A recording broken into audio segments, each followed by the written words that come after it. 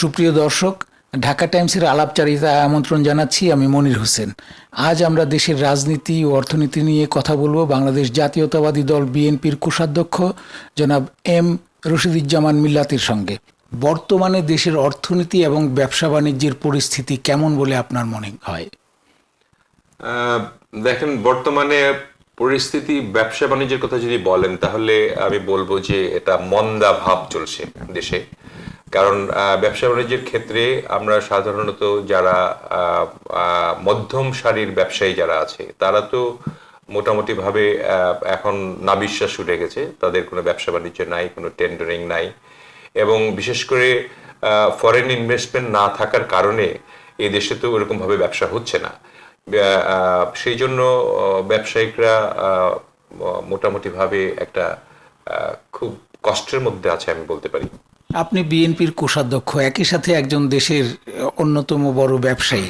আমরা 5ই আগস্টের পর দেখেছি যে শুধু রাজনৈতিক মতাদর্শের কারণে অনেক ব্যবসায়ীর কলকারখানায় হামলা হয়েছে, তাদের অনেকের ব্যবসা বন্ধ হয়ে গেছে, এই ধরনের কথাবার্তা আমরা শুনেছি।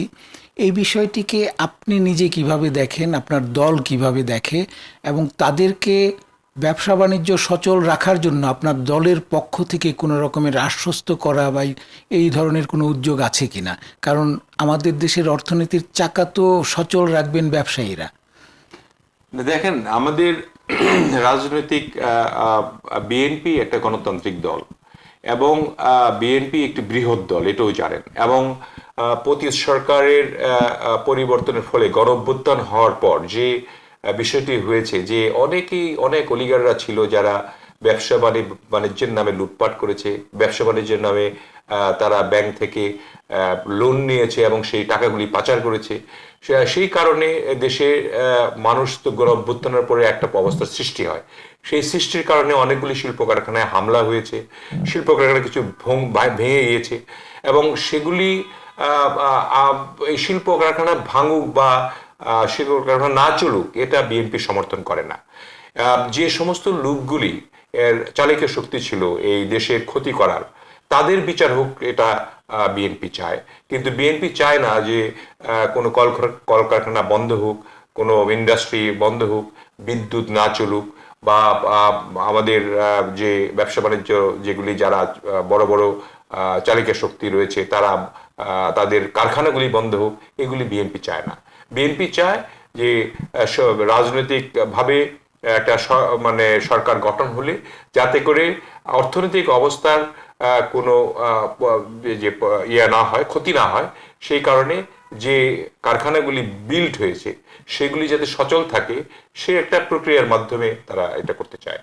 5ই আগস্টের পর বিভিন্ন জায়গায় দখলবাজি, চাঁদাবাজি এসবের অভিযোগ উঠেছিল, এবং আপনার দলেরও তৃণমূল পর্যায়ের বা মাঠ পর্যায়ের অনেক নেতাকর্মীর বিরুদ্ধে এই ধরনের অভিযোগ ওঠার পর আপনার দল তাদের বিরুদ্ধে ব্যবস্থাও নিয়েছিল, যেটি একটি প্রশংসার বিষয়।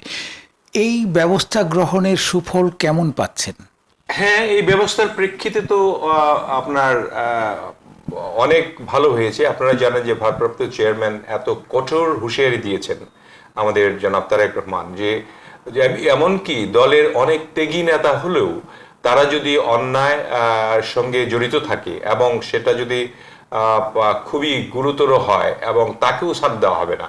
সেইভাবে আমাদের ওই সময় গণঅভ্যুত্থানের পরপরই আপনারা জানেন যে দেশে সরকার ছিল না 2-3 দিন। তারপরে এরপরেও যে সমস্ত জায়গাগুলি খালি হয়েছে, এখানে আমি একটু উল্লেখ করতে চাই যে ধরেন হাট, বাজার, ঘাট, এগুলি কিন্তু একটা রেভিনিউ আর্নিং এর একটা ব্যাপার সরকারের। সেই সমস্ত জায়গায় যারা দখলে ছিল তারা না থাকাতে এটার নিয়ন্ত্রণ কারো না কারো নিতে হবে। সেটা সরকারি মাধ্যমেই হয়তো বিএনপির কিছু লোক নিয়েছে, সে সঙ্গে অন্যান্য দলের লোকরাও নিয়েছে, এবং সে যেহেতু বৃহৎ একটি দল এবং এই দলটিকে একটু ডিফেম করার জন্য অনেক সময় একটু বাড়তিও বলা হয়। কিন্তু যেগুলি প্রমাণিত হয়েছে আমরা কিন্তু তাদের ব্যবস্থা গ্রহণ করেছি, এবং আগামী নির্বাচন পর্যন্ত এটা কঠোর হুঁশিয়ারি দেওয়া আছে যে নির্বাচন হলে তো একটা সরকার গঠন হলে একটা শৃঙ্খলার মধ্যে চলে আসবে। এমনকি নির্বাচনের আগ পর্যন্ত যদি কেউ এ ধরনের অন্যায় কিছু করে, তাদের বিরুদ্ধেও এই আমাদের যে শাস্তি আমরা দিয়েছি সেগুলো অব্যাহত থাকবে।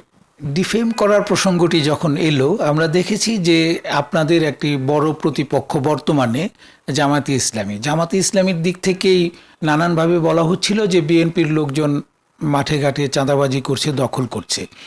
এই জামায়াতে ইসলামীর এই অভিযোগগুলিকে আপনারা কতটা কার্যকরভাবে খণ্ডন করতে পারছেন? দেখেন, আমাদের ইতিমধ্যে আপনারা দেখেছেন অনেক কর্মকাণ্ড, শুধু জামাত ইসলামী নয়, বিএনপি বা সহ এনসিপি, এগুলি প্রত্যেকটি দল যারা যে কর্মগুলি করছে সেগুলি কিন্তু প্রকাশ পাচ্ছে।